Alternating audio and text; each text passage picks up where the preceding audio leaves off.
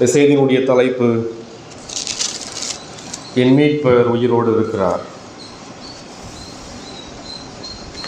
இந்த வாக்கியத்தை நாம் யோபுவுடைய புத்தகத்திலே படிக்கிறோம். யோபு மாத்திரமல்ல, யோபோடு கூட சேர்ந்து நாமும் விசுவாசத்தோடு சொல்ல வேண்டும்.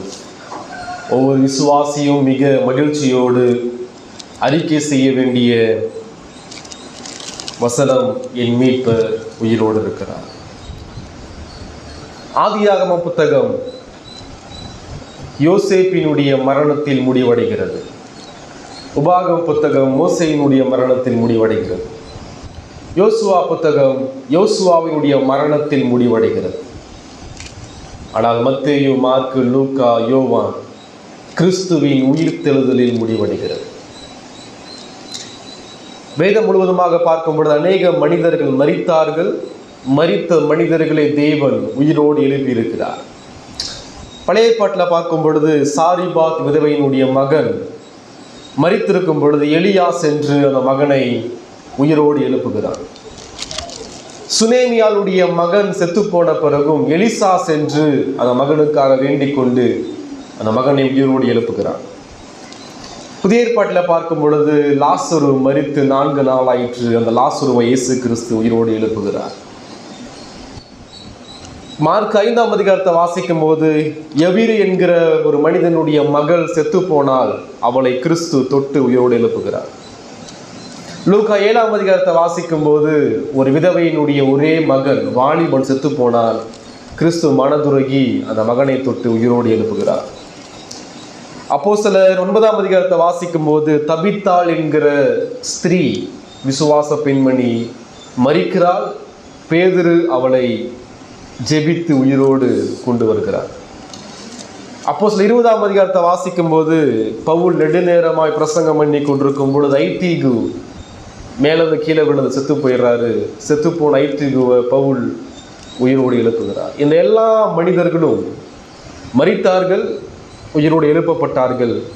ஆனால் மீண்டும் மரித்து போனார்கள். லாசரு உயிரோடு கொண்டு வரப்பட்டான். லாசரு மீண்டும் செத்து போனான். சரியா? ஐத்துக்கு மீண்டும் உயிரோடு எழுப்பப்பட்டான். ஆனால் மீண்டும் செத்து போனான். மீண்டும் மண்ணுக்கு திரும்பினார்கள். ஆனால் வரலாற்றில் ஒரே ஒரு நபர் மாத்திரமே மரித்து உயிர்த்தெழுந்து இன்றைக்கும் உயிரோடு உள்ள தேவனாக இருக்கிறார்.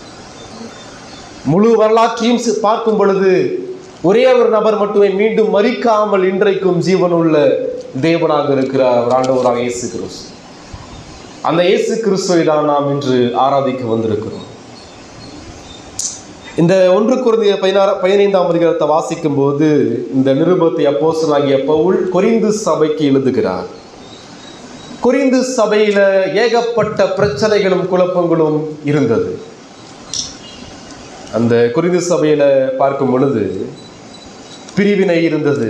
நான் பவுலை சேர்ந்தவன், நான் அப்போலோவை சேர்ந்தவன், நான் பேதுருவை சேர்ந்தவன் என்ற சபைக்குள்ள பிரிவினைகள் காணப்பட்டது. சபைக்குள்ள வாக்குவாதங்கள் காணப்பட்டது.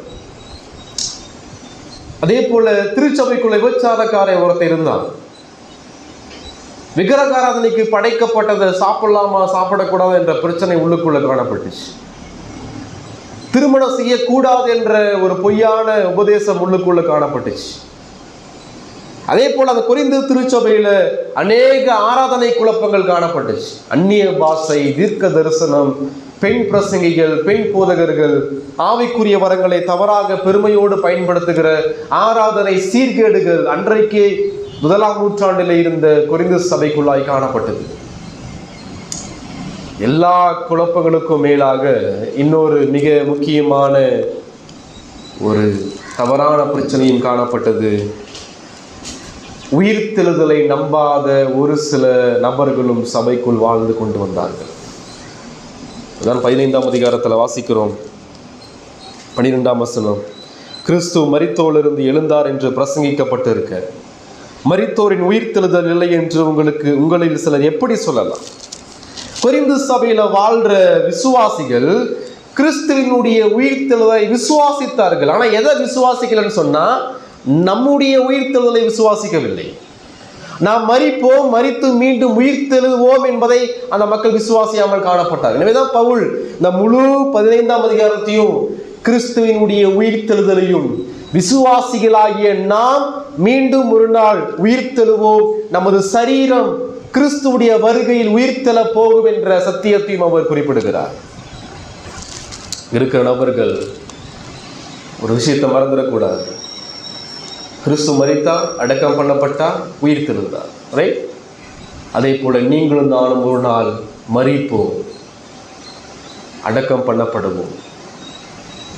கிறிஸ்துவுடைய வருகையில் நமது சரீரம் உயிரோடு எழுப்பப்படும். இதை விசுவாசிக்கலன்னு சொன்னால் நீங்க மெய்யான கிறிஸ்தவனாக விசுவாசியாக ஒருபோதும் இருக்க முடியாது.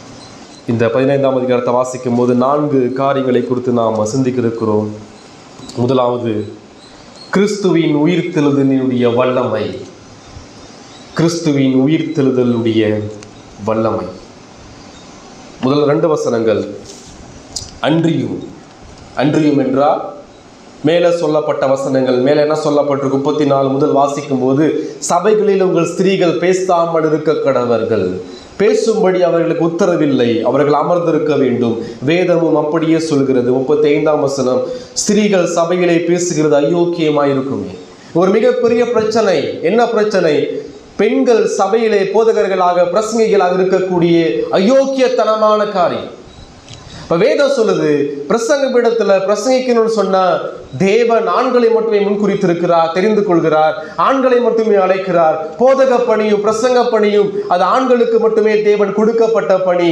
காரணம் என்னன்னு சொன்னா வேதம் அப்படியே சொல்கிறது, படைப்பில் தேவன் இவ்வாறாக ஏற்படுத்தியிருக்கிறார். இதை ஒரு திருச்சபை மீறும் பொழுது அந்த திருச்சபை அயோக்கியமான காரியத்தை செய்து கொண்டிருக்கிறது. எந்த திருச்சபையிலே பெண்கள் மேலே நின்று பிரசங்கித்து போதக பணியில செயலாற்றிக் கொண்டிருக்கிறார்களோ அந்த திருச்சபை வேதத்தை மீறி வேதத்திற்கு எதிராக கலகம் செய்து அயோக்கியமான அசிங்கமான காரியத்தை செய்து கொண்டிருக்கிறது என்று அர்த்தம். ஏன் இந்த பிரச்சனை அப்படின்னு சொன்னா சுவிசேஷம் அங்கு இல்லை. எனவேதான் பவுல் சொல்ற அன்றியும் அப்படின்னு சொன்னா ஏகப்பட்ட பிரச்சனைகள் கொரிந்து சபையிலே காணப்படுவதற்கான அடிப்படையான காரணம் இன்னும் நீங்க சுவிசேஷத்தினுடைய வல்லமை அறியாமல் இருக்கிறீர்கள். கிறிஸ்துவினுடைய உயிர்த்தெழுதலையும் அவருடைய மரணத்தையும் நீங்கள் அறியாமல் காணப்படுகிறீர்கள். எந்த திருச்சபையில் சுவிசேஷமும் கிறிஸ்துவுடைய மரணமும் உயிர்த்தெழுதலும் வல்லமையாய் பிரசங்கிக்கப்படவில்லையோ, எந்த திருச்சபையில் வேதம் மையப்படுத்தப்பட்டு வேதம் உயர்த்தப்படவில்லையோ அந்த திருச்சபையில் இது போன்ற ஏகப்பட்ட குழப்பங்களும் அந்நிய பாஷையும் தீர்க்க தரிசனங்களும் அற்புத அடையாளங்களும் பெண் பிரசங்கிகளும் காணப்படுவார்கள். காரணம் என்னன்னு சொன்னா அந்த சபையில் வேதம் கால்களுக்கு கீழாக போட்டு மிதிக்கப்பட்டு கொண்டிருக்கிறது. புரியுதா? அன்றியும் சகோதரரே, சகோதரரேன்னு சொன்னா விசுவாசிகளே, ரட்சிக்கப்பட்ட விசுவாசிகளே என்கிறார், நான் உங்களுக்கு பிரசங்கித்த சுவிசேஷத்தை மறுபடியும் உங்களுக்கு தெரியப்படுத்துகிறேன். நல்லா கவனிக்கல, இந்த பவுல் ஒரு விஷயத்தை செய்தார். என்ன செய்தார்? ஏற்கனவே அந்த கொரிந்து பட்டணத்திற்கு சென்று பவுல் சுவிசேஷத்தை பிரசங்கித்து அந்த பட்டணத்துல சபை உருவாக்கப்பட்டிருக்கிறது. மீண்டும் இந்த நிருபத்தின் மூலமா பவுல் சொல்றார், நான் உங்களுக்கு ஒன்னு சொல்றேன். என்னன்னு சொன்னா, நான் உங்களுக்கு மீண்டும் சுவிசேஷத்தை பிரசங்கிக்கிறேன். சுவிசேஷம்னா என்ன? அடிப்படையா சுவிசேஷம் என்பது இங்க 3:4 படிக்கிறோம். சுவிசேஷம் என்பது கிறிஸ்துவுடைய மரணம், அடக்கம் பண்ணப்படுதல், கிறிஸ்துவுடைய உயிர்த்தெழுதல். சுவிசேஷம் என்பது மனிதனை பற்றியது அல்ல. நான் எப்படி ரட்சிக்கப்பட்ட என்பது சொல்வது கிடையாது. கடவுள் என்னுடைய வாழ்க்கையை எப்படி கிரியை செய்தார் என்று சொல்வது சுவிசேஷம் அல்ல. சுவிசேஷம் என்பது அது கிறிஸ்துவை பற்றியது. சரியா? அதே போல அந்த சுவிசேஷம் யாருடையது? அந்த சுவிசேஷம் மனிதனுடையது அல்ல. அந்த சுவிசேஷம் சபையினுடையதல்ல. அந்த சுவிசேஷம் எந்த ஸ்தாபனத்தினுடைய உருவாக்கமும் கிடையாது. அந்த சுவிசேஷத்தை எந்த ஸ்தாபக தலைவரும் உண்டாக்கவில்லை. அதை எந்த போப்பும் ஏற்படுத்தவில்லை. அந்த சுவிசேஷத்தை கொடுத்தது தேவன். அது தேவனுடைய சுவிசேஷம். சுவிசேஷம் என்பது அது கிறிஸ்துவை பற்றியது. அது மட்டுமல்ல, சுவிசேஷம் என்பது எவ்வாறாக கொடுக்கப்பட வேண்டும். 1ஆம் வசனம், பிரசங்கித்த சுவிசேஷம். 2ஆம் வசனம், நான் உங்களுக்கு பிரசங்கித்த பிரகாரமா. இப்ப சுவிசேஷம் எப்படி கொடுக்கப்படணும்? சுவிசேஷம் நடனத்தின் மூலமா காண்பிக்கப்படக்கூடாது. சுவிசேஷம் நாடகத்தின் மூலமா காண்பிக்கப்படக்கூடாது. சுவிசேஷம் படத்தின் மூலமா காண்பிக்கப்படக்கூடாது. சுவிசேஷம் ஒரு தனிப்பட்ட மனிதனுடைய சாட்சியின் மூலமாய் கொடுக்கப்படக்கூடாது. சுவிசேஷம் பிரசங்கத்தின் மூலமாக மட்டுமே கொடுக்கப்பட வேண்டும். பிரசங்கத்தின் மூலமாக கொடுக்கப்படாத சுவிசேஷம் அது சுவிசேஷம் அல்ல. வேதாகமத்தில் படிக்கும் பொழுது ஆதி திருச்சபை முழுவதுமாக யோவான் ஸ்நானகர் முதற்கொண்டு, கிறிஸ்து முதற்கொண்டு, அப்போஸ்தலர்கள் முதற்கொண்டு, சீர்திருத்த காலத்தில் சீர்திருத்தவாதிகள் முதற்கொண்டு சுவிசேஷத்தை எப்படி திருச்சபைக்கும் பாவிகளுக்கும் கொடுத்தார்கள் என்றால் பிரசங்கத்தின் ஊடாக மட்டுமே கொடுத்தார்கள். ஒரு பாவியை தேவன் ரட்சிப்பதற்கு பயன்படுத்துகிற காரியம் என்ன? 1 அதிகாரம் திருப்பிக்கோங்க. 1 கொரிந்தியர் 1 அதிகாரம் 21 வசனம். எப்படி எனில், தேவ ஞானத்துக்கேற்றபடி உலகமானது சுய ஞானத்தினாலே தேவனை அறியாதிருக்கையில் பைத்தியமாக தோன்றுகிற பிரசங்கத்தினாலே விசுவாசிகளை ரட்சிக்க தேவனுக்கு பிரியமாயிற்று. அப்ப தேவனுக்கு எது பிரியம்? விசுவாசிகளாகிய தெரிந்து கொள்ளப்பட்ட பாவிகளை மீட்பதற்கு தேவன் பயன்படுத்துகிற தேவனுக்கு பிரியமான ஒரு உபகரணம் பிரசங்கம் மட்டும்தான். அந்த பிரசங்கத்தின் ஊடாக தான் கடவுள் ஒரு பாவியை பரிசுத்த ஆவியானவரை கொண்டு உயிர்ப்பித்து மீட்டு ரட்சித்து சபைகளை இணைத்து அந்த பிரசங்கத்தின் மூலமாக மட்டும்தான் அவர்களை பரிசுத்தப்படுத்துகிறார். சரியா? சுவிசேஷம் என்பது தேவனுடையது, அது கிறிஸ்துவை பற்றியது, அது பிரசங்கத்தின் மூலமாக மட்டுமே கொடுக்கப்பட வேண்டும். அடுத்தது 3 வசனம். நான் அடைந்ததும் உங்களுக்கு பிரதானமாக ஒப்புவித்ததும். பிரதானமாக என்றால் சுவிசேஷம் மிக முக்கியமாக அடிக்கடி பிரசங்கிக்கப்பட வேண்டிய, எல்லா பிரசங்கிலும் பிரசங்கிக்கப்பட வேண்டிய காரியம். இங்க பிரதானம் என்ற வார்த்தை வெரி இம்பார்ட்டன்ட். பவுல் சொல்றார், நான் பிரதானமா உங்களுக்கு சொல்ற விஷயம் என்னன்னு சொன்னா அது சுவிசேஷம். சரியா? அடுத்தது சுவிசேஷம் என்பது கை கொண்டு அதில் நிலைத்திருக்க வேண்டும். 1 வசனத்தை வாசிக்கும் பொழுது, நான் உங்களுக்கு பிரசங்கித்த சுவிசேஷத்தை மறுபடியும் உங்களுக்கு தெரியப்படுத்துகிறேன், நீங்களும் அதை ஏற்றுக்கொண்டு அதிலே நிலைத்திருக்கிறீர்கள். அப்ப சுவிசேஷத்தில் ஒவ்வொரு விசுவாசியும் ஏற்றுக்கொண்டு அதில் நிலைத்திருக்க வேண்டும். சரியா? எது சுவிசேஷம்? அந்த சுவிசேஷம் வேத வாக்கியத்தின்படி மரித்து அடக்கம் பண்ணப்பட்டு வேத வாக்கியத்தின்படி உயிர்த்தெழுந்த கிறிஸ்துவை பற்றியதுதான் அந்த சுவிசேஷம். சுவிசேஷம் வெறுமனே கிறிஸ்து மரித்தார் என்பது மாத்திரமல்ல, கிறிஸ்துவுடைய மரணத்தை பற்றியது மாத்திரமல்ல, சுவிசேஷம் என்பது உயிர்த்தெழுதலை பற்றியது. எனவேதான் ஆதி திருச்சபையில பார்க்கும் பொழுது அப்போஸ்தலர்கள் பேதுரு முதல் முறையாக எழுந்து 3000 பேர் ரட்சிக்கப்படும் பொழுது அங்கு பிரசங்கிக்கும் பொழுது கிறிஸ்துவின் உயிர்த்தெழுதலை வல்லமையாய் பிரசங்கித்தான். எல்லா அப்போஸ்தலர்களும் சீசர்களும் அப்போஸ்தலராகிய பவுலும் கிறிஸ்துவின் உயிர்த்தெழுதலை ஆதி திருச்சபைக்கு பிரசங்கித்தார்கள். சதுசேயர்கள் அவர்கள் உயிர்த்தெழுதலை நம்ப மாட்டார்கள். பரிசேயர்களும் வேதப்பாரர்களும் உயிர்த்தெழுதலை நம்புவார்கள், ஆனால் கிறிஸ்து உயிர்த்தெழுந்தார் என்பதை நம்ப மாட்டார்கள். ஒரு கிறிஸ்தவத்தினுடைய அடிப்படை விசுவாசம், ஒரு கிறிஸ்தவத்தினுடைய அடிப்படை அஸ்திபாரமான நம்பிக்கை, இயேசு கிறிஸ்து உயிர்த்தெழுந்திருக்கிறார். வேற எந்த மதமுமே இது சொல்லாது, வேற எந்த மதமும் சொல்லாது. எல்லா மதங்களிலே வாழ்ந்த அனைத்து முக்கியமான மனிதர்களும் மரித்தார்கள், உயிர்த்தெழவில்லை. கிறிஸ்தவம் சொல்கிறது தேவன் மனிதனாக உலகத்திற்கு வந்தார், மரித்தார், உயிர்த்தெழுந்தார். இதுதான் கிறிஸ்தவத்தினுடைய அசைக்க முடியாத நம்பிக்கை. இப்ப அந்த சுவிசேஷம், அந்த சுவிசேஷத்தில் அறிவிக்கப்பட்ட கிறிஸ்துவின் உயிர்த்தெழுதல் எவ்வாறு செயல்பட்டது, அந்த உயிர்த்தெழுதலுடைய வல்லமை என்ன? இங்க படிக்கிறோம் 1 வசனம். அப்போஸ்தலனாகிய பவுல் கொரிந்து பட்டணத்துக்கு வரார். கொரிந்து பட்டணம் என்பது ஒரு மிக விக்கிரகத்தால் நிறைந்த ஒரு பட்டணம். கொரிந்து பட்டணம் என்பது விபச்சாரத்தால் நிறைந்த ஒரு பட்டணம். இப்ப அப்படிப்பட்ட பட்டணத்துல அப்போஸ்தலனாகிய பவுல் பிரசங்கிக்கிறார். அங்க பிரசங்கிக்கும் பொழுது மக்கள் அதை ஏற்றுக்கொள்கிறார்கள், ஏற்றுக்கொண்டு ரட்சிக்கப்படுகிறார்கள். 1 வசனத்துல பார்க்கும் பொழுது, நீங்களும் அதை ஏற்றுக்கொண்டு அதில் நிலைத்திருக்கிறீர்கள். எப்படிப்பட்ட மிக மோசமான பட்டணத்தில் வாழ்ந்த ரட்சிக்கப்படாத அவிசுவாசிகள், புறஜாதிகள் எவ்வாறு ஏற்றுக்கொண்டார்கள் சுவிசேஷத்தை? எவ்வாறு ரட்சிக்கப்பட்டார்கள்? எவ்வாறு சாத்தியம்? உலக ஞானத்தையும் உலக அறிவையும் அதிகமாய் சார்ந்து கொண்டு வாழ்ற அந்த கொரிந்து பட்டணத்துல ஒரு கூட்ட மக்களை தேவன் எவ்வாறு ரட்சித்தார்? காரணம், பிரசங்கத்தின் மூலமாய் பிரசங்கிக்கப்பட்ட கிறிஸ்துவின் உயிர்த்தெழுதல். கொரிந்து பட்டணத்துல மரித்து போன அந்த மக்கள், அவர்களால சுவிசேஷத்தை விசுவாசிக்க முடியாது.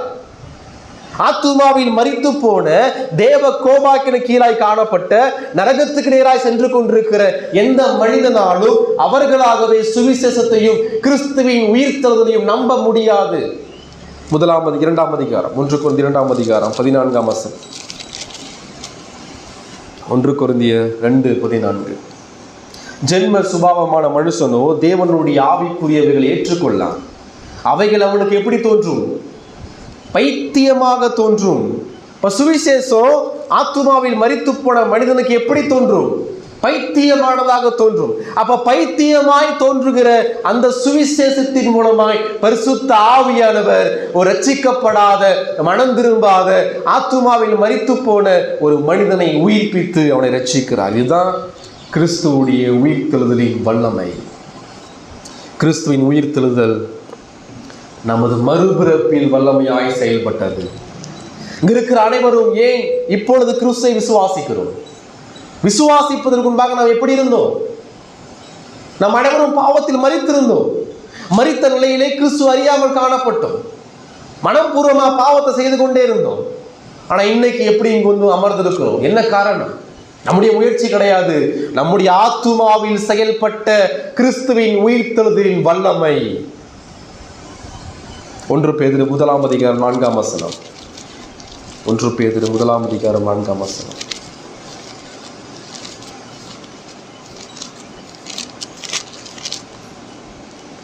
அவர் இயேசு கிறிஸ்து மரித்தோரிலிருந்து எழுந்ததினாலே அழியாததும் மாசற்றதும் வாடாததும் ஆகிய சுதந்திரத்துக்கு ஏதுவாக ஜீவனுள்ள நம்பிக்கை உண்டாகும்படி தமது மிகுந்த இரக்கத்தின்படியே நம்மை மறுபடியும்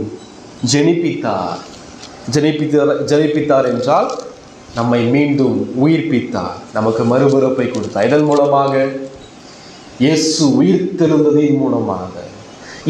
உயிர்த்தெழுந்ததின் மூலமாக மரித்திருந்த நமது ஆத்துமாவையும் ரட்சிப்பில் தேவன் உயிரோடு எழச் செய்தார். இரண்டாவது, கிறிஸ்துவின் உயிர்த்தெழுதல் நம்மில் எவ்வாறு வல்லமையோடு செயல்படுகிறது என்றால் நம்மை நீதிமானாக்குவதில் வல்லமையோடு செயல்படுகிறது. ரோமர் 4ஆம் அதிகாரம் 25ஆம் வசனம். ரோமர் 4ஆம் அதிகாரம்.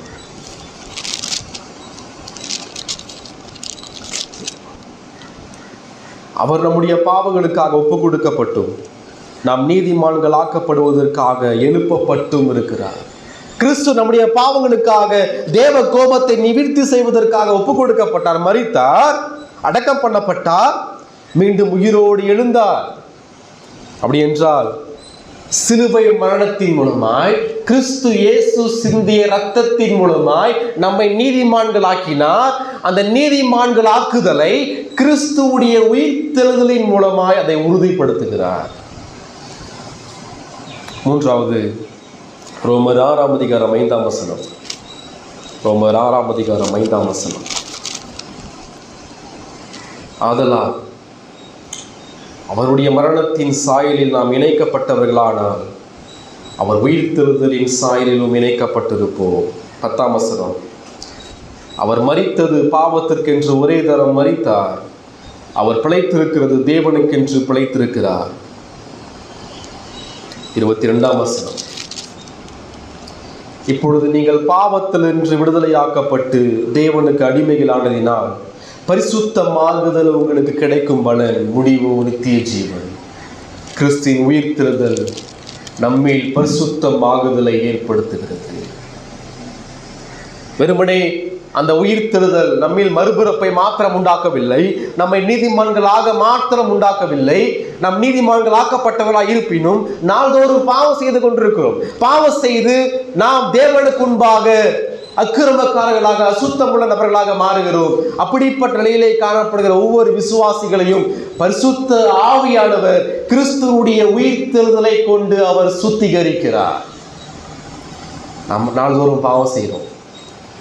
எந்த தைரியத்தோடு நாம் பிதாவிடம் மன்னிப்பு கேட்க செல்கிறோம்? எந்த தைரியத்தோடு நாம் பிதாவுக்கு முன்பாக தேவனே நீ மன்னியும் என்று எந்த தைரியத்தோடு கேட்கப் போகிறோம்? அவர் பரிசுத்தர்.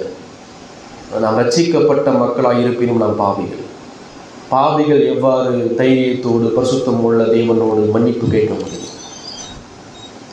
கிறிஸ்துவுடைய உயிர்த்தெழுதலை நான் விசுவாசிக்கவில்லை என்றால் நான் தைரியத்தோடு என் மன்னிப்புக்காக பிதாவிடம் செல்ல முடியாது. பிதாவே என்னை மன்னியும் என்று கேட்கிறேன் என்றால், பிதாவே எனக்காக உயிர்த்தெழுந்த கிறிஸ்து பரிந்து பேசிக் கொண்டிருக்கிறார், அவர் மூலமா என்னை மன்னியும். நமக்குள் பரிசுத்தம் எவ்வாறு ஏற்படுகிறது? அந்த பரிசுத்தம் தேவனுடைய வார்த்தையின் மூலமாய், கிறிஸ்துவின் இரத்தத்தின் மூலமாய், அவருடைய உயிர்த்தெழுதலின் மூலமாய் நம்மில் பரிசுத்தம் வாங்க நிகழ்கிறது. அது மாத்திரமல்ல, கிறிஸ்துவின் உயிர்த்தெழுதல் நம்மை மகிமைப்படுத்துகிறது. எபேசியர் 2ஆம் அதிகாரம் 6ஆம் வசனம் 7ஆம் வசனம். எபேசியர் 2ஆம் அதிகாரம் 6ஆம் வசனம் 7ஆம் வசனம். கிறிஸ்து இயேசுக்குள் அவர் நம்மிடத்தில் வைத்த தயவினாலே தம்முடைய கிருபையின் மகா மேன்மையான ஐஸ்வர்யத்தை வருங்காலங்களில் விளங்க செய்வதற்காக கிறிஸ்து இயேசுக்குள் நம்மை அவரோடு கூட எழுப்பி என்ன செஞ்சார்? உன்னதங்களிலே அவரோடு கூட உட்காரவும் செய்தார். இப்ப கிறிஸ்துவனுடைய உயிர்த்தெழுதலின் வல்லமை மரித்த ஆத்துமாவாகிய நம்மை உயிர்ப்பிக்கிறது, குற்றவாளிகளாக நம்மை நீதிமான்கள் ஆக்குகிறது, அசுத்தமான நம்மை பரிசுத்தப்படுத்துகிறது. எல்லாவற்றுக்கும் மேலாக ஒரு நாள் நம்மை முழுமையான பரிசுத்தவானாக பரலோக ராஜ்யத்தில் மகிமைப்படுத்த போகிறது. அதை தேவன் உறுதிப்படுத்தி இருக்கிறார். ரோமர் 8:34.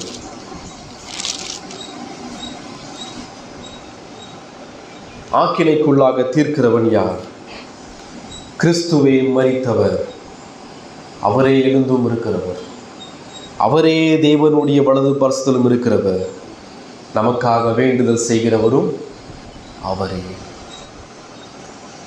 ரட்சிப்பில் கிறிஸ்துவின் மரணமும் உயிர்த்தெழுதலும் ஒரு விசுவாசிக்கு அளிக்கக்கூடிய ஆசீர்வாதங்கள் இவைகள். இரண்டாவது, கிறிஸ்துவின் உயிர்த்தெழுதலினுடைய சாட்சிகள். கிறிஸ்து உயிர்த்தெழுந்தார் என்பதற்கான சாட்சிகள் என்ன? 5ஆம் வசனம் முதல். இயேசு கிறிஸ்து உயிர்த்தெழுந்தார். அவர் கேபாவுக்கும், கேபா என்றால் யார்? கேபா என்றால் பேதுரு. அவர் கேபாவுக்கும் பின்பு 12 தரிசனமானார். இந்த 12 என்றால் யூதா செத்து போயிட்டான். யார் அந்த 12? அப்போஸ்தலர் 1ஆம் அதிகாரத்தை வாசிக்கும் பொழுது மத்தியாவும் இங்கு இருக்கிறார். மத்தியாவுக்கும் தேவன் கிறிஸ்து தன்னை வெளிப்படுத்தினார். கேபாவுக்கு தன்னை வெளிப்படுத்துகிறார், 12 தன்னை வெளிப்படுத்துகிறார். 6ஆம் வசனம், அதன் பின்பு 500 பேருக்கு தன்னை உயிர்த்தெழுந்த கிறிஸ்துவாக தன்னை காண்பித்தார். 7ஆம் வசனம், அதற்கு பிறகு யாக்கோபு என்பவன் கிறிஸ்துவினுடைய சகோதரன், அதாவது மரியாளுக்கும் யோசேப்புக்கும் பிறந்த மனிதன். அந்த யாக்கோபு இயேசு விசுவாசிக்கவே கிடையாது. கூட பிறந்த சொந்த தம்பி மரியாளுக்கு பிறந்த யோசேப்பு இயேசுவை விசுவாசிக்கல, இயேசுவை தேவகுமாரனை விசுவாசிக்கல. அதற்கு பிறகு அவன் ரட்சிக்கப்படுகிறான். ரட்சிக்கப்பட்டு தான் யாக்கோபு நிருபத்தையே அவன் எழுதுகிறான். அந்த யாக்கோபுக்கு கிறிஸ்துவனை வெளிப்படுத்துகிறார். அதற்கு பிறகு எல்லா அப்போஸ்தலருக்கும் தன்னை தரிசனமாய் காண்பிக்கிறார். இறுதியில் அகால பிறவி போன்ற எனக்கும் அவர் தரிசனமானார். யார் சொல்றார்? பவுல் சொல்றார். அகால பிறவி என்றால் நான் முழுமையா உருவாகாத பிண்டம். பவுல் லிட்டரலா சொல்லல, அவர் தன்னை முழுவதுமாக தாழ்த்து சொல்றார். இவங்களுக்கெல்லாம் வெளிப்படுத்தப்பட்ட கிறிஸ்து அகால பிறவி போன்ற எனக்கும் தன்னை தரிசனமாய் காண்பித்தார். 9ஆம் வசனம், நான் அப்போஸ்தலர் எல்லாரிலும் சிறியவனாய் இருக்கிறேன். 21 நிருபங்களில் 13 நிருபத்தை எழுதிய பவுல் சொல்றார், நான் சிறியவன். தேவனுடைய சபை நான் துன்பப்படுத்தினதினாலே நான் அப்போஸ்தலன் என்று பேர் பெறுவதற்கு பாத்திரன் அல்ல. நான் அப்போஸ்தலனாவதுக்கு நான் பாத்திரமான் கிடையாதுங்க. நான் கிறிஸ்து எனக்கு தரிசனமாவதுக்கு எந்த தகுதியுமே என்கிட்ட கிடையாதுங்க. நான் சபையை துன்பப்படுத்த போனவன், சபையை அழிப்பதற்கு, கிறிஸ்துவை அழிப்பதற்கு சீறிக்கொண்டு போனவன். கிறிஸ்து எனக்கு தரிசனமாய் ரட்சிப்பை எனக்கு கொடுத்தார். அப்போ 9ஆம் அதிகாரத்தை வாசிக்கும் போது சவுலாகிய பவுலுடைய ரட்சிப்பை நாம் பார்க்கிறோம். சபை அழிப்பதற்கு மிக வேகமாக சென்று கொண்டிருக்கிறான். எதிர்பாராத நேரத்தில் கிறிஸ்து ரட்சிப்பை மீட்பையும் அவனுக்கு கொடுக்கிறார். இதன் மூலமாய் தான் உயிர் தெளிந்திருக்கிறேன் என்பதை காண்பிப்பதன் மூலமாய் பவுல் ரட்சிக்கப்படுகிறார். 10ஆம் வசனம், ஆகிலும் நான் இருக்கிறது தேவ கிருபையினால் இருக்கிறேன். நான் இருப்பதோ யாருடைய கிருபையினால் இருக்கிறேன்? தேவனுடைய கிருபையினால் இருக்கிறேன். எந்த பலனும் ஞானமும் அறிவும் ஐஸ்வர்யமும் என்னை காப்பாற்றவில்லை. நான் நிற்பதும் நிர்மூலமாக இருப்பதும் அது தேவனுடைய கிருபை. அவர் எனக்கு அருளிய கிருபை விருதாவாக இருக்கவில்லை. அவர்கள் எல்லாரும் அதிகமாய் பிரயாசப்பட்டேன், ஆகிலும் நான் அல்ல, என்னுடனே இருக்கிற தேவ கிருபையை அப்படி செய்தது. கடவுளுடைய கிருபை நம்முடைய வாழ்க்கையில எவ்வளவு அதிகமாக செயலாற்றி கொண்டிருக்கிறது தெரியுமா? ஜான் ஃப்ளேவல் என்ற ஒரு போதகர் சொல்றார், நாம் சுவாசிக்கிற ஒவ்வொரு சுவாசத்துக்கும் தேவனுக்கு நாம் நன்றிகளை செலுத்த வேண்டும். அப்படி மூச்சு உள்ள இழுத்து விடுறோம்ல, ஒவ்வொரு சுவாசத்துக்கும் நாம் தேவனுக்கு கடனாளிகள். அதை கடவுள் கிருபையாக நம்ம கொடுத்து கொண்டிருக்கிறோம் ஒவ்வொரு சுவாசத்தையும். காரணம் தேவனுடைய கிருபை, அவருடைய இரக்கம். நல்ல கவனிங்க, கிறிஸ்துவுடைய உயிர்த்தெழுதலின் சாட்சிகள். தேவன் ஆதி முதற் கொண்டு ஒரு மீட்பின் திட்டத்தை உண்டு பண்ணுகிறார். என்ன மீட்பின் திட்டம்? தம்மால் தெரிந்து கொள்ளப்பட்ட ஒரு கூட்ட மக்களை கிறிஸ்துவின் மரணத்தின் மூலமாக மீட்கப்பட வேண்டும். ஆதாம் ஏவாள் பாவம் செய்த பிறகு ஆதாம் ஏவாளுக்கு தேவன் ஒரு வாக்குத்தத்தை கொடுக்கிறார். இது கிறிஸ்துவை பற்றிய வாக்குத்தத்தம். என்ன வாக்குத்தத்தம்? இயேசு கிறிஸ்து வரப்போவார், இயேசு கிறிஸ்து பிறக்க போகிறார், அவர் ஸ்திரீயினுடைய வித்து, அவர் பிசாசின் தலையை நசுக்க போகிறார், பிசாசு கிறிஸ்துவின் குதிங்காலை நசுக்க போகிறார். இது சிலுவை மரணம். சரியா? இப்ப இந்த வாக்கு தத்தம் கொடுக்கப்பட்டதிலிருந்து பிசாசானவன் தேவனுடைய திட்டத்தை முறியடிப்பதற்கு பழைய ஏற்பாடு முதல் பலவிதமான முயற்சிகளை செய்து கொண்டே வருகிறான். கிறிஸ்துவுடைய பிறப்பை சாத்தான் தடுப்பதற்கு முயற்சித்தான். யார் மூலமா? ஏரோது ராஜா மூலமா. ஏரோது ராஜா மூலமா எல்லா குழந்தைகளையும் கொல்லுவதற்கு சாத்தான் திட்டமிட்டான். ஆனா கிறிஸ்து அவர் வெற்றி சிறந்தார். இப்ப அங்கேயும் பிசாசன் அவன் தோற்று போயிட்டான். சரி, கிறிஸ்துவுடைய பிறப்பை தான் தடுக்க முடியல, அவருடைய மரணத்தையாவது தடுக்கலான்னு சொல்லி கிறிஸ்து சிலுவைக்கு போகாதபடிக்கு நிறைய திட்டங்களை போட்டான். பிலாத்து மூலமா விடுதலை பண்ணுவதற்கு முயற்சித்துக் கொண்டே இருந்தான். அல்ல, நாம் நினைப்போம் பிலாத்து எவ்வளவு நீதிமான், இரக்கத்தோடு இயேசு விடுதலை பண்ண முயற்சிக்கிறார். அது பிலாத்தினுடைய திட்டம் அல்ல, பிசாசுடைய திட்டம். கிறிஸ்து மரிக்கணும். அங்கேயும் பிசாசு தோற்று போனான், கிறிஸ்து சிலுவைக்கு போனார், பிசாசின் தலையை நசுக்கினார். ஆதியாகமம் 3ஆம் அதிகாரம் 15ஆம் வசனம் நிறைவேறியது. சரி, கிறிஸ்துவுடைய பிறப்பை தடுக்க முடியல, மரணத்தையும் தடுக்க முடியல, உயிர் தெழுதலையாவது என்ன செய்யலாம்? தடுக்கலாம் என்பதையும் பிசாசு ரொம்ப கவனமாக இருந்தான். எனவேதான் வேதப்பாரர்களும் பரிசேயர் யூதர்களும் போய் கேட்கிறாங்க, ஒரு கல்லை என்ன செய்யுங்க, அடைச்சு வைங்க, கிறிஸ்து உயிர் தெழுந்திடக்கூடாது. அவருடைய சீசர்கள் வந்து கிறிஸ்துவ திருடி கொண்டு போயிடக்கூடாது. கல்லை வச்சு அடைக்க பார்த்தாங்க. ஆனா ஒருபோதும் கிறிஸ்துவின் உயிர்த்தெழுதலை யாராலும் தடுக்க முடியவில்லை. கிறிஸ்து வெற்றி சிறந்தார், உயிர்த்தெழுந்தார். பிசாசின் திட்டங்கள் எல்லாம் தகர்க்கப்பட்டது. தேவனுடைய மீட்பின் திட்டம் வெற்றியாக சிறக்கப்பட்டது. காரணம், இங்க இருக்கிற உங்களுக்காக, எனக்காக. 3 குழப்பமான கேள்விகளை அவங்க கேட்க ஆரம்பிச்சாங்க. அதாவது கிறிஸ்து உயிர்த்தெழுந்தார் என்பதை மறுதளிப்பதற்கு 3 பொய்யான தத்துவங்களை முன்வைத்தார்கள். ஒன்று, அவங்க சொல்றாங்க பாருங்களேன், கிறிஸ்து சிலுவையில மரிக்கல, மயக்கத்தில் இருந்தார். மரித்ததாக நினைத்து கொண்டு அவர் இறக்கி கொண்டு போய் கலர்ல வச்சுட்டாங்க. மயக்கம் தெரிந்து கிறிஸ்து ஓடி போயிட்டார் இப்படின்னு சொல்றாங்க ஒரு குரு. சரியா? மயக்கம் தெரியுதுன்னு சொன்னா பலவீனமான சதைகள் கிழிக்கப்பட்ட கிறிஸ்துவால எப்படி அவ்வளவு பெரிய கல்லை திறக்க முடியும்? எந்த அளவுக்கு முட்டாள்தனமான வாதம். 2வது, அவங்க சொல்றாங்க, சீசர்கள் அவரை திருடி கொண்டு போய் இன்னொரு கல்லறையில வச்சுட்டாங்க. சீசர்கள் கிறிஸ்துவின் சரீரத்தை திருடி கொண்டு போய் இன்னொரு கல்லறையில அடக்கம் பண்ணிட்டாங்க. இது 2வது அவங்களுடைய வாதம். மூன்றாவது அவங்க சொல்றாங்க, சீசர்கள் வேறொரு கல்லறைக்கு போய் பார்த்துட்டாங்க. அது கிறிஸ்து வச்ச கல்லறைக்கு போகாம இன்னொரு கல்லறைக்கு போய் பார்த்துட்டாங்க. அங்கு சரீரம் இல்லைன்னு சொன்ன உடனே கிறிஸ்து உயிர்த்தெழுந்தான்னு சொல்லி அவங்க நம்புறாங்க.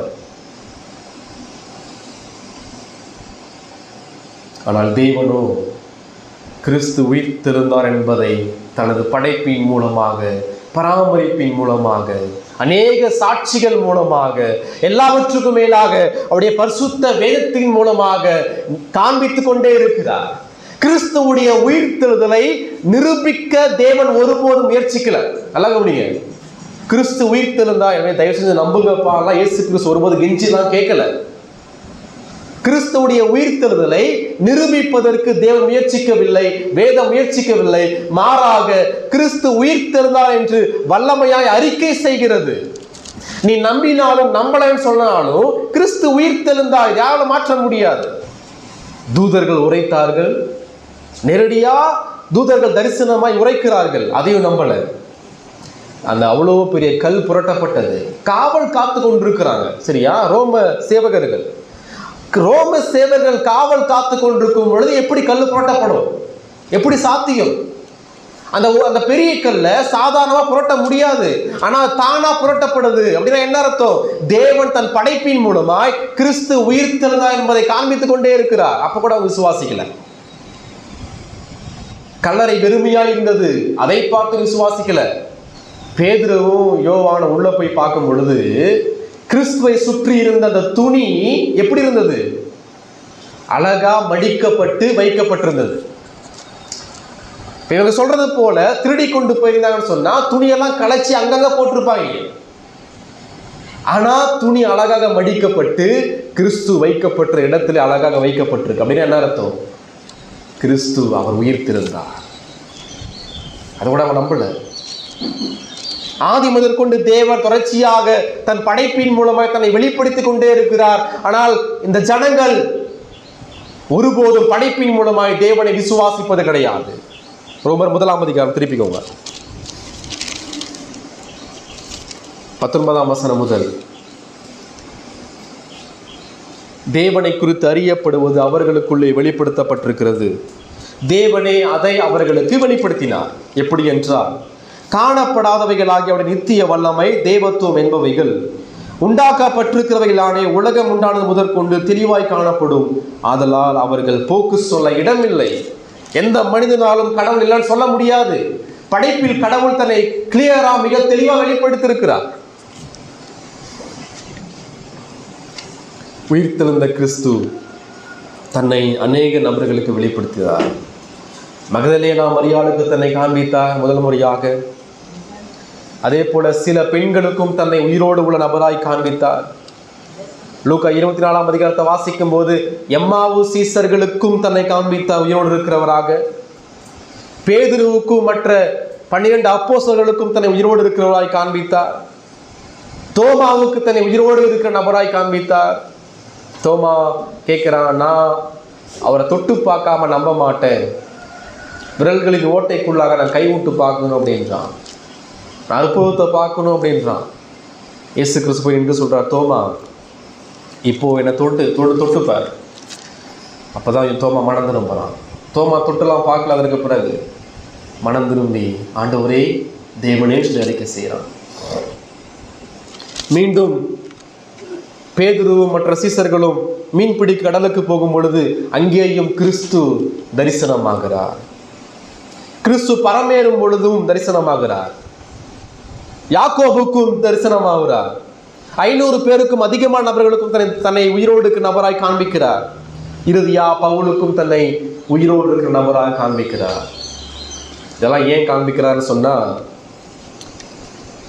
உபாகம் 19:15 சொல்கிறது, 2-3 சாட்சிகளினாலே காரியம் நிறைவேறப்படும். ஒரு காரியம் உண்மை என்பது 2-3 சாட்சிகளினாலே உறுதியாக்கப்படும். ஆனால் இங்கு ஆயிரக்கணக்கான சாட்சிகள் இருக்கிறது. கிறிஸ்து உயிர்த்தெழுந்தார் என்பதற்கான சாட்சிகள். இத்தனை நபர்களுக்கு கடவுள் தன்னை வெளிப்படுத்தினார். எல்லாருக்கும் தேவன் தன்னை வெளிப்படுத்தல. நல்லா கவனிக்கல. எல்லாருக்கும் கிறிஸ்து தன்னை உயிரோடு இருக்கிற நபராக எல்லாருக்கும் வெளிப்படுத்தல. அவரால் தெரிந்து கொள்ளப்பட்ட ஒரு கூட்ட மக்களுக்கு மாத்திரமே தன்னை உயிரோடு இருக்கிற நபராக வெளிப்படுத்தினார். உங்களுக்கு வெளிப்படுத்தப்பட்டிருக்காரா? ஒருவேளை நீங்க பேதுருவை போல, சீசர்களை போல, பவுலை போல இயேசுவை நேரில் பார்க்காம இருக்கிற அன்னைக்கு சொல்லிட்டு இருக்காங்க, நான் இயேசுவை நேரில் பார்த்தேன். பைபிளில் கிறிஸ்து எனக்கு தன் முகத்தை காண்பித்தார். வானத்தில் ஒரு ஒளி வந்தது, செவுத்துல கிறிஸ்துவை பார்த்தேன். மிக ஒரு பைத்தியக்காரத்தனமான பொய் புரட்டுகள். கிறிஸ்து உயிர்த்தெழுந்த பிறகு, வேதம் முற்று பெற்ற பிறகு கிறிஸ்துவை ஒருவனாலும் பார்க்க முடியாது. ஒரு மகிமையுள்ள தேவனாக இருக்கிறார். சரியா? மூன்றாவது, கிறிஸ்துவின் உயிர்த்தெழுதலில் வேதத்தின் அதிகாரம். கிறிஸ்துவின் உயிர்த்தெழுதலில் வேதத்தின் அதிகாரம். 3ஆம் வசனம் 4ஆம் வசனம். நான் அடைந்ததும் உங்களுக்கு பிரதானமாக ஒப்புவித்ததும் என்னவென்றால், கிறிஸ்துவானவர்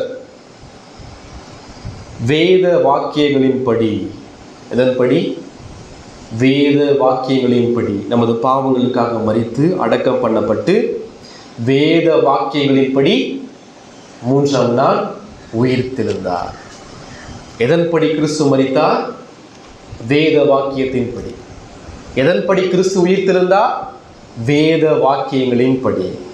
இங்க வேத வாக்கியங்கள் என்று சொல்லப்படுவது எது? இங்க வேத வாக்கியங்கள் என்று சொல்லப்படுவது பழைய ஏற்பாட்டை குறித்து பேசுறார் பவுல். அப்ப அப்போஸ்தலனாகிய பவுலும் சீசர்களும் எங்கிருந்து கிறிஸ்துவை பிரசங்கித்தார்கள் என்றால், பழைய ஏற்பாட்டிலிருந்து தான் இயேசுவை பிரசங்கிச்சாங்க. ஏன்னா புதிய ஏற்பாடு எழுதப்படல. அப்போ வாழ்ந்த சீசர்களுக்கு அங்கிருந்த 39 பழைய ஏற்பாடு புத்தகம் தான் பரிசுத்த வேதம். அது போதுமானது. பழைய ஏற்பாட்டிலிருந்து இயேசுவின் மரணத்தையும் உயிர்த்தெழுதலையும் பிரசங்கித்தார்கள். அப்ப கிறிஸ்து மரித்தார் என்றால் பழைய ஏற்பாட்டில் தம்மை குறித்து சொல்லப்பட்ட வேத வாக்கியத்தின்படி கிறிஸ்து மரித்தார். ஒரு சில வசனங்களை வாசிங்க வேகமா. லூக்கா 24ஆம் அதிகாரம் 46ஆம் வசனம். லூக்கா 24ஆம் அதிகாரம் 46ஆம் வசனம். எழுதியிருக்கிறபடி. எழுதியிருக்கிறபடி என்றால் எதில் எழுதியிருக்கிறபடி? 44ஆம் வசனம். மோசையின் நியாயப்பிரமாணத்திலும் தீர்க்கதரிசியின் ஆகமங்களிலும் சங்கீதங்களிலும் என்னை குறித்து எழுதியிருக்கிறபடி. எழுதியிருக்கிறபடி கிறிஸ்து பாடுபடவும் 3ஆம் நாளிலே மரித்தோரிலிருந்து எழுந்திருக்கவும் வேண்டியதா இருந்தது. மத்தேயு 26:24. மத்தேயு 26:24. மனுஷகுமாரன் தம்மை குறித்து எழுதியிருக்கிறபடியே போகிறார் அப்படின்னு சொன்னா, மனுஷகுமாரன் தன்னை குறித்து பழைய ஏற்பாட்டில் சொல்லியபடி மரிக்க போகிறார். 31ஆம் வசனம். அப்பொழுது இயேசு அவரை நோக்கி, மெய்ப்பனை வெட்டுவேன், மந்தையின் ஆடுகள் சிதறடிக்கப்படும் என்று எழுதியிருக்கிறபடி இந்த ராத்திரியிலே எல்லாரும் என் நிமித்தம் இடரல் அடைவீர்கள். 54ஆம் வசனம். 26 மத்தேயு 26:54. அப்படி செய்வேனானால் இவ்விதமாய் சம்பவிக்க வேண்டும் என்கிற வேத வாக்கியங்கள் எப்படி நிறைவேறும்? 56. ஆகிலும் தீர்க்கதரிசிகள் எழுதியிருக்கிற வசனங்கள் நிறைவேறும்படி இவைகள் எல்லாம் சம்பவிக்கிறது. 35ஆம் வசனம்.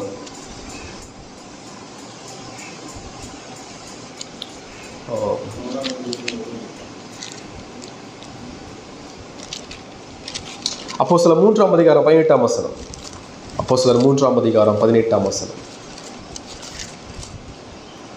கிறிஸ்து பாடுபட வேண்டும் என்று தேவன் தம்முடைய தீர்க்கதரிசிகள் எல்லாருடைய வாக்கினாலும் முன்னறிவித்தவைகளை விதமாய் நிறைவேற்றினார். அப்ப கிறிஸ்துவுடைய மரணம் வேத வாக்கியத்தின்படி, பழைய ஏற்பாட்டிலே கிறிஸ்துவை பற்றிய முன்னறிவிக்கப்பட்ட தீர்க்கதரிசிகளின்படி கிறிஸ்து மரித்தார்.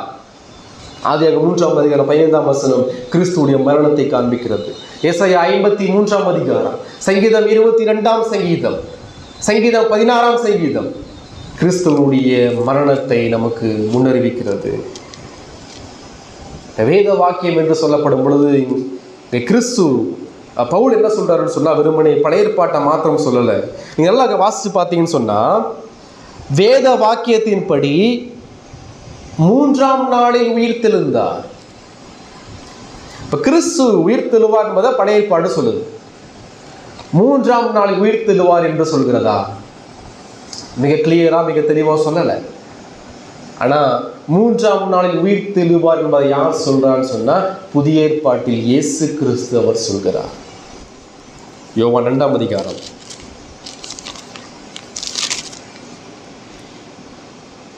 19ஆம் வசனம். இயேசு அவர்களுக்கு பிரதியுத்தரமாக, இந்த ஆலயத்தை இடித்து போடுங்கள், 3 நாளைக்கு உள்ளே அதை எழுப்புவேன் என்றார். 21ஆம் வசனம்.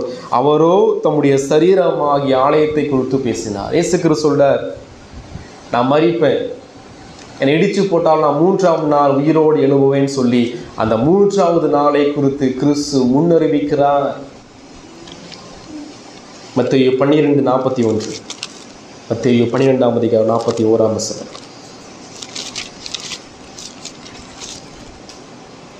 யோனாவின் பிரசங்கத்தை கேட்டு நினிவே பட்டத்தார் மனம் திரும்பினார்கள். இதோ யோனாவிலும் பெரியவர் இங்கே இருக்கிறார்.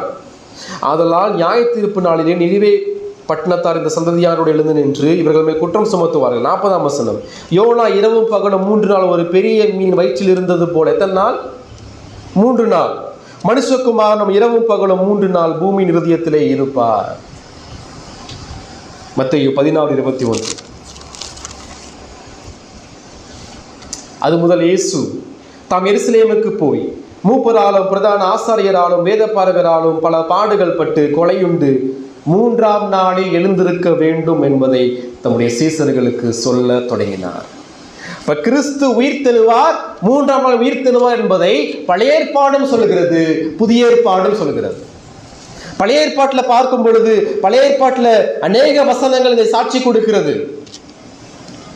சங்கீதம் 16ஆம் சங்கீதம், ஏசாயா 53:12ஆம் வசனம், அப்போஸ்தலர் 26ஆம் அதிகாரம் 22ஆம் வசனம் 23ஆம் வசனம், ரோமர் 1ஆம் அதிகாரம் 4ஆம் வசனம் 5ஆம் வசனம், இவைகள் அனைத்தும் பழைய ஏற்பாட்டிலிருந்து கிறிஸ்து உயிர்த்தெழுவார் என்று சொல்கிறது. புதிய ஏற்பாட்டில் கிறிஸ்துவும் என்ன சொல்றார்? நான் 3ஆம் நாளில் உயிர்த்தெழு என்று சொல்கிறார். ஆக மொத்தம் வேத வாக்கியம் என்பது 39 புத்தகமும் மற்றும் புதிய ஏற்பாடாக 27 புத்தகமும். அப்ப முழு 66 புத்தகம் என்ன சொல்லுதுன்னு சொன்னா, கிறிஸ்து வேதத்தின்படி மரித்தார், அடக்கம் பண்ணப்பட்டார், கிறிஸ்து வேத வாக்கியத்தின்படி உயிர்த்தெழுந்தார். அப்ப கிறிஸ்துடைய வாழ்க்கை எதை மையப்படுத்தியிருந்தது? வேதத்தை மையப்படுத்தியிருந்தது. 28ஆம் அதிகாரம், மத்தேயு 28ஆம் அதிகாரம் 6ஆம் வசனம். அவர் இங்கே இல்லை, தாம் சொன்னபடியே உயிர்த்தெழுந்தார். அவர் இங்கே இல்லை, எப்படி உயிர்த்தெழுந்தார்? தாம் சொன்னபடி உயிர்த்தெழுந்தார். அப்படின்னு என்ன அர்த்தம்? கிறிஸ்துவுடைய வார்த்தை அது உண்மையானது, கிறிஸ்துவுடைய வார்த்தை தவறிழைக்காதது, கிறிஸ்துவுடைய வார்த்தை அதிகாரம் உள்ளது, பூரணமானது. அவர் எப்படி உயிர்த்தெழுந்தார்? அவர் சொன்னபடியே உயிர்த்தெழுந்தார், வேதத்தின்படியே உயிர்த்தெழுந்தார். உடைய வாழ்க்கையில வேதம் எங்க இருக்கு? உடைய வாழ்க்கையை வேதம் ஆளுகை செய்தா? அனுதினமும் வேதம் வாசிக்கிறீங்களா? வேதத்தை நேசிச்சு வாசிக்கிறீங்களா? வேதத்தில் வாசிக்கும் பொழுது கிறிஸ்துவை பார்க்குறீங்களா? கிறிஸ்துவுடைய மரணத்தையும் உயிர்த்தெழுதலையும் பார்க்குறீங்களா? உங்கள் தனிப்பட்ட வாழ்க்கையில் வேதம் இருக்கா? குடும்ப வாழ்க்கையில் வேதம் இருக்கா? வேதத்தை வாசிக்காத ஒரு கிறிஸ்துவன் விசுவாசியாக ஒருபோதும் இருக்க முடியாது. காரணம், உயிர்த்தெழுந்த கிறிஸ்து வேதத்தை நேசித்தார், வேதத்தை விசுவாசித்தார். 4வது,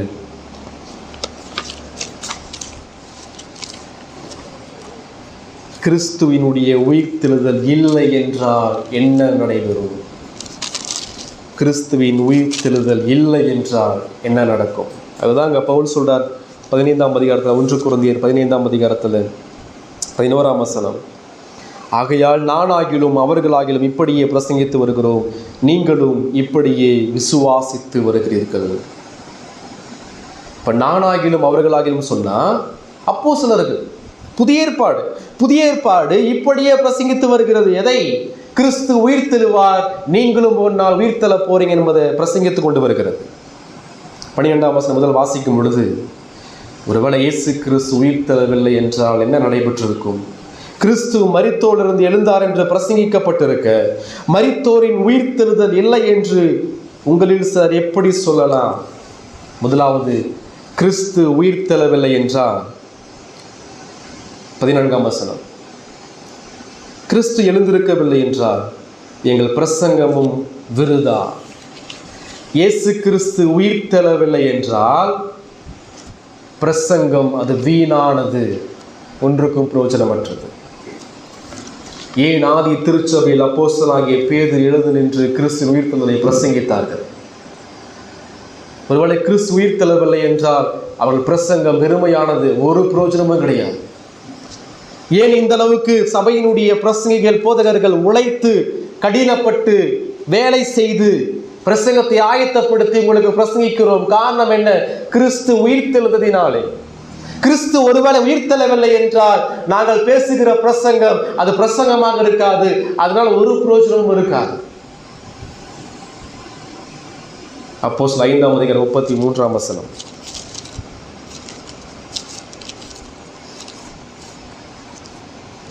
கர்த்தராகிய இயேசுவின் உயிர்த்தெழுதலை குறித்து அப்போஸ்தலர்கள் மிகுந்த பலமாய் சாட்சி கொடுத்தார்கள்.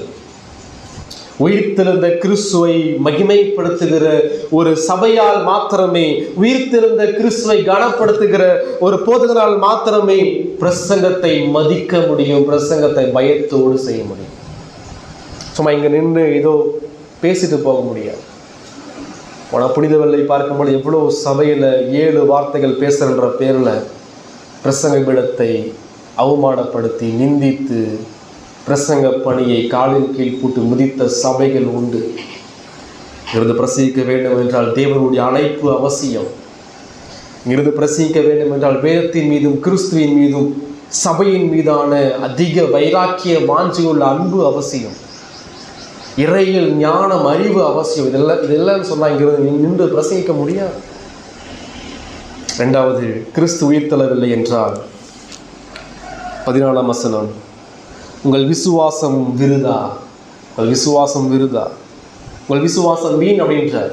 இயேசு கிறிஸ்து உயிர்த்தெழலன்னு சொன்னா உங்களுடைய விசுவாசம் வேஸ்ட், உங்கள் விசுவாசம் வீண் என்று சொல்கிறார். ஆனால் நமது விசுவாசம் வீணானது அல்ல, அது பயனுள்ளது. காரணம் கிறிஸ்து உயிர்த்தெழுந்திருக்கிறார். 3வது 15ஆம் வசனம், மரித்தோர் உயிர்த்தெழாவிட்டால் தேவன் எழுப்பாத கிறிஸ்துவை அவர் எழுப்பினார் என்று நாங்கள் தேவனை குறித்து சாட்சி சொன்னதினாலே தேவனுக்காக பொய் சாட்சி சொல்லுகிறவர்களாகவும் காணப்படுவோமே. இங்கே நாங்கள் என்பது புதிய ஏற்பாட்டை குறிக்கிறது, புதிய ஏற்பாட்டை எழுதிய அப்போஸ்தலரை குறிக்கிறது. இப்போ இயேசு கிறிஸ்து உயிர்த்தெழவில்லை என்றால் புதிய ஏற்பாடு பொய்யானதாக மாறிடும். புதிய ஏற்பாடு ஃபுல்லா சொல்லுது கிறிஸ்து மரித்தா, உயிர்த்தெழுந்தா.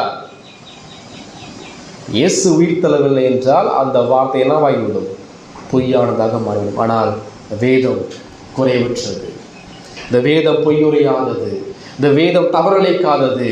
எனவே கிறிஸ்துவுடைய உயிர்த்தெழுதலும் அது உண்மையானது, அது மெய்யானது. 4வது 17ஆம் வசனம், கிறிஸ்து எழுந்திராவிட்டால் உங்கள் விசுவாசம் வீணா இருக்கும், நீங்கள் இன்னும் பாவங்களில் இருப்பீர்கள். இயேசு கிறிஸ்து ஏன் மரித்தார்? பாவிகளுக்காக மரித்தார். தேவனுடைய கோபத்திலிருந்து ஒரு பாவியை மீட்டுக் கொள்வதற்காக கிறிஸ்து மரித்தார், அடக்கம் பண்ணப்பட்டார், உயிர்த்தெழுந்தார். அப்ப கிறிஸ்துவுடைய உயிர்த்தெழுதலை காண்பிக்கிறது என்றால் நம் மீது இருந்த தேவ கோபத்தை நீக்கினார். பிதாவாகிய தேவன் நம் மீது உள்ள கோபத்தை நீக்கி திருப்தியானார் என்பதை உயிர்த்தெழுதல் காண்பிக்கிறது. நம்முடைய பாவங்கள் மன்னிக்கப்பட்டது, பாவத்தின் தண்டனையிலிருந்து நாம் காப்பாற்றப்பட்டோம் என்பதை கிறிஸ்துவின் உயிர்த்தெழுதல் காண்பிக்கிறது. கிறிஸ்துவின் உயிர்த்தெழுதல் இல்லை என்றால் நாம் இன்னும் பாவத்தில் இருப்போம், நாம் இன்னும் தேவ கோபத்திலே காணப்படும். ஆனால் நாம் தேவ கோபத்தில் இப்பொழுது இல்லை. ஏன்? கிறிஸ்து உயிர்த்தெழுந்திருக்கிறார். 5வது 18ஆம் வசனம், கிறிஸ்துவுக்குள் நித்திரை அடைந்தவர்களும் கெட்டிருப்பார்களே. இயேசு கிறிஸ்து உயிர்த்தெழலன்னு சொன்னா இதுவரைக்கும் மரித்து போன நபர்களும் கெட்டு போயிருப்பாங்க. அப்படின்னு என்ன அர்த்தம்? இயேசு உயிர்த்தெழலன்னு சொன்னா அவர்களும் உயிர்த்தெழ முடியாது, அவர்கள் ஆத்துமாவும் நரகத்திற்கு போயிடும் என்பதை பவுல் சொல்றார். அப்படின்னு சொன்னா ஆபிரகாம் நரகத்துக்கு போயிடுவார், ஈசாக்கும் நரகத்துக்கு போயிடுவார். பழைய ஏற்பாட்டில் உள்ள அனைத்து விசுவாசிகளும், இதுவரைக்கும் மரித்து போன அனைத்து விசுவாசிகளும் கெட்டு போயிருப்பார்கள், நித்திய நரகத்திற்கு போயிருப்பார்கள். ஆனால் கிறிஸ்து உயிர்த்தெழுந்தார், அவர்கள் ஒருபோதும் கெட்டு போவதில்லை, அவர் நித்தியமாக நித்திய ஜீவனுக்கு செல்வார்கள். நமக்கான நம்பிக்கை என்ன? இந்த உலகத்தில் நாம் எதன் அடிப்படையில் உலகத்திலே வாழ்ந்து கொண்டிருக்கிறோம்? நம்முடைய பணத்தை சார்ந்தால் பணம் ஒரு நாள் அழிந்து போகும், அல்லது சுகத்தை சார்ந்தால் சரீரம் ஒரு நாள் வியாதிப்படும், அல்லது உலகத்தை சார்ந்தால் உலகம் ஒரு நாள் உங்களை பகைக்கும். பின் எதை சார்ந்த நீங்கள் உலகத்தில் வாழ்கிறீர்கள்? நாம் ஒரு மறிக்க போகிறோம். ஆனால் மரணம் நமக்குள்ளாக துக்கத்தை ஏற்படுத்தாது, சந்தோஷத்தை ஏற்படுத்துகிறது. காரணம், நம்முடைய சரீரம் மறித்து போனாலும் மாற்றுமா பரலோக ராஜ்யத்திற்கு செல்ல இருக்கிறது. அதுதான் நம்பிக்கை, அதுதான் நம்முடைய விசுவாசம். மறித்த பிறகு உங்கள் ஆத்துமா நித்தியத்திற்கு செல்லுமா, பரலோக ராஜ்யத்திற்கு செல்லுமா? இங்கே அமர்ந்திருக்க உங்கள் ஆத்துமா எப்போ சாவிங்க உங்களுக்கு தெரியுமா? தெரியாது, எனக்கு தெரியாது. மரணம் சந்திக்கிற அந்த நொடி உங்கள் ஆத்துமா நித்தியமான பரலோக ராஜ்யத்திற்கு செல்ல வேண்டும் என்றால் மரித்து அடக்கம் பண்ணப்பட்ட உயிர்த்தெழுந்த கிறிஸ்துவை விசுவாசிக்க வேண்டும். 6வது 19ஆம் வசனத்தை வாசிக்கும் போது, இம்மைக்காக மாத்திரம் நாம் கிறிஸ்துவின் மேல் நம்பிக்கையுள்ளவர்களாக இருந்தால் எல்லா மனுஷரை பார்க்கிலும் பரிதபிக்கப்படத்தக்கவர்களாக இருப்போம். கிறிஸ்து உயிர்த்தெழவில்லை என்றால் எங்களுடைய பிரசங்கம் வீணானது. கிறிஸ்து உயிர்த்தெழவில்லை என்றால் நமது விசுவாசமும் வீணானது. கிறிஸ்து உயிர்த்தெழவில்லை என்றால் புதிய ஏற்பாடு பொய்யானதாக மாறிவிடும். கிறிஸ்து உயிர்த்தெழவில்லை என்றால் நமது பாவம் இன்னும் மன்னிக்கப்படாமல் தேவ கோபத்திலே நாம் காணப்படுவோம். கிறிஸ்து உயிர்த்தெழவில்லை என்றால் நாம் கெட்டுப்போவோம். மரித்த பிறகு நாம் கெட்டு போயிடுவோம். கிறிஸ்து உயிர்த்தெழவில்லை என்றால் நாம் பரிதபிக்கப்படத்தக்க கிறிஸ்தவன உலகத்தில் வாழுவோம். இந்த உலகத்திலே வாழக்கூடிய கிறிஸ்தவர்கள் அநேக உபத்திரவங்கள் உண்டு, அநேக அவமானங்கள் உண்டு, நிந்தனைகள் உண்டு, பாடுகள் உண்டு. எல்லாவற்றிலும் நாம் ஏன் இன்னும் உறுதியாக இயேசுவை பின்பற்றுகிறோம்? எனக்காக இயேசு கிறிஸ்து உயிரோடு இருக்கிறார். எனக்காக கிறிஸ்து பரிந்து பேசிக் கொண்டிருக்கிறார். ஒருவேளை அது மட்டும் நடக்கலைன்னு சொன்னால், கிறிஸ்து எனக்காக உயிர்த்தெழலைன்னு சொன்னால், நான் வாழ்கிற அந்த கிறிஸ்துவ வாழ்க்கை ரொம்ப பரிதாபமான வாழ்க்கை. ஆனால் தேவனுக்கு நன்றி செலுத்துங்கள். இவை அனைத்தும் நடைபெறாமல் இருப்பதற்காக இயேசு கிறிஸ்து உயிர்த்தெழுந்திருக்கிறார். கிறிஸ்துவுடைய உயிர்த்தெழுதல் எதை நமக்கு காண்பிக்கிறது? கிறிஸ்துவுடைய உயிர்த்தெழுதல் வேதம் பிழையற்றது என்பதை காண்பிக்கிறது. கிறிஸ்துவுடைய உயிர்த்தெழுதல் கிறிஸ்துவுடைய வார்த்தை உண்மையானது, அவர் உண்மையில் என்பதை நிரூபிக்கிறது. கிறிஸ்துவுடைய உயிர்த்தெழுதல் அவர் தேவகுமார் என்பதை நிரூபிக்கிறது. பிதா கிறிஸ்துவின் பரிகார பலியையும் மரணத்தையும் நமக்கு பதிலாக ஏற்றுக்கொண்டார் என்பதை காண்பிக்கிறது. நமது மறுபிறப்பை உறுதி செய்கிறது. நமது மரணத்திற்கு பிறகு மீண்டும் நாம் உயிர்த்தெழுந்து கிறிஸ்துவோடு என்றென்று வாழ்வோம் என்பதை இயேசுவுடைய உயிர்த்தெழுதல் காண்பிக்கிறது. திருச்சபைக்கு இயேசு கிறிஸ்து இன்றைக்கும் தலைவராக இருக்கிறார் என்பதை கிறிஸ்துவுடைய உயிர்த்தெழுதல் நிரூபிக்கிறது. திருச்சபைக்கு எது நம்பிக்கை? சபை பலவிதமான பாடுகளுக்குள்ளாக செல்கையில், பலவிதமான போராட்டங்கள் நிந்தனைகளுக்குள்ளாக செல்கையில் சபையினுடைய ஒரே நம்பிக்கை, சபையை கட்டுகிற திருச்சபைக்கு தலைவர் இன்றும் உயிரோடு இருக்கிறார். அவர் உயிரோடு இருக்கிறபடினாலே சபையை கட்டுகிறார், சபையை பார்க்கிறார், சபையை கவனித்துக் கொண்டே இருக்கிறார். சபையிலே வாழ்ற ஒவ்வொரு ஆத்துமாவின் கரிசனை கொள்கிறார். சபையிலே விசுவாசம் இல்லாமல் மனம் திரும்பாமல் காணப்பட்டு கொண்டிருக்கிற, சபையை நிராகரிக்கிற, திருச்சபை எதிர்க்கிற ஒவ்வொரு அவிசுவாசின் மீதும் கிறிஸ்து கோபமுள்ள தேவனாக இருக்கிறார். கிறிஸ்துவுடைய உயிர்த்தெழுதல் இயேசு மகிமைப்படுத்தப்பட்டார் என்பதை காண்பிக்கிறது. இறுதியாய் கிறிஸ்துவுடைய உயிர்த்தெழுதல் அவர் மீண்டும் நியாயாதிபதியாக உலகத்திற்கு வரப்போகிறார் என்பதை காண்பிக்கிறது. உடைய நம்பிக்கை எதுவாய் காணப்படுகிறது? அமர்ந்து இருக்கிற விசுவாசில் ஆகிய உடைய நம்பிக்கை, உடைய விசுவாசம் என்ன? உபத்திரவத்தின் மத்தியிலே உங்கள் நம்பிக்கை என்ன? பாவத்தோடு கூட போராடி கொண்டிருக்கிறீங்களா? உங்களுக்கான நம்பிக்கை என்ன? வியாதியிலும் மரண தருவாயிலும் காணப்படுறீங்களா? உங்களுக்கான நம்பிக்கை என்ன? திருச்சபையினுடைய பலவிதமான குழப்பங்களுக்கு நாம் காணப்படுகிறோமா? நமது நம்பிக்கை என்ன? எதிர்காலத்தினுடைய நம்பிக்கை என்ன? ஒரே நம்பிக்கை, என் மீட்பர் உயிரோடு இருக்கிறார். என் மீட்பர் உயிரோடு இருக்கிறார். கிறிஸ்து மேலான இடத்தில் தேவனுடைய வலது பாசில் வீற்றிருக்கிறார். அதை நோக்கி பாருங்கள். நமது எல்லா வாழ்க்கைக்கான ஒரே ஒரு தீர்வு, ஒரே ஒரு சமாதானம், ஒரே ஒரு நிம்மதி, சந்தோஷம் எனக்காக மரித்து அடக்கம் பண்ணப்பட்ட உயிர்த்தெழுந்த கிறிஸ்து இன்றைக்கும் அவர் ஜீவனுள்ள கடவுளாய், வல்லமையான சர்வ அறியாமையுள்ளவராய், முழு படைப்புகளையும் ஆளுகை செய்கிறவராக, நமக்காக பரிந்து பேசிக் கொண்டிருக்கிறவராக, சபையை நேசிக்கிறவராக, சபையை கட்டுகிறவராக இன்றைக்கும் அவர் காணப்பட்டு கொண்டிருக்கிறார். மனம் திரும்புது, உங்கள் பாவத்தை அறிக்கை செய்யுங்க. இதுவரைக்கும் உங்கள் ஆத்துமாவை குறித்து உங்களுக்கான பாரம் இல்லைன்னு சொன்னால் உங்கள் பாவத்தை தேவனுக்கு முன்பாக அறிக்கை செய்யுங்க. உங்கள் பாவத்தை வெறுங்க, உங்கள் பாவத்தை மீது துக்கப்படுங்க. ஆண்டவரே பாவியாக என்பது கிருபையாயிரம் சொல்லி தேவனுக்கு முன்பாக கதறுங்கள். உங்களுக்கான ஒரே நம்பிக்கை தான் சிலுவையில் அறையப்பட்ட கிறிஸ்து, அவருடைய உயிர்த்தது மாத்திரம்தான். இன்றைக்கு நீங்கள் உங்களை பாவத்தை அறிக்கை செய்வீங்கன்னு சொன்னால் இன்றைக்கும் அந்த உயிர்த்தெழுந்த கிறிஸ்து பாவங்களை மன்னித்து உங்களை பரிசுத்தப்படுத்தி உங்களை மீண்டும் புதிய மனிதனாக மாற்றி நித்தியத்திற்கு கொண்டு போக வல்லமையான கடவுளாக இருக்கிறார். மனம் திரும்பி கிறிஸ்துவை விசுவாசியுங்கள். ஜெபிப்போம்.